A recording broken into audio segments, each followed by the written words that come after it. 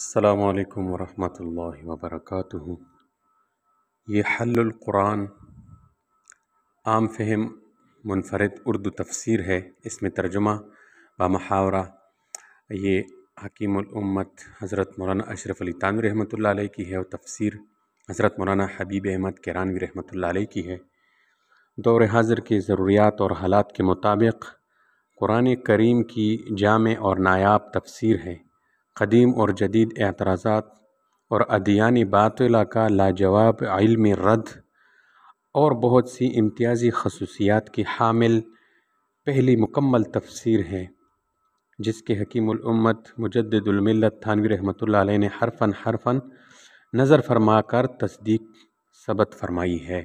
ہر مسلمان اس کو لے کر اس سے فائدہ اٹھائے اور قرآن کو اپنی سینے میں محفوظ کر لے۔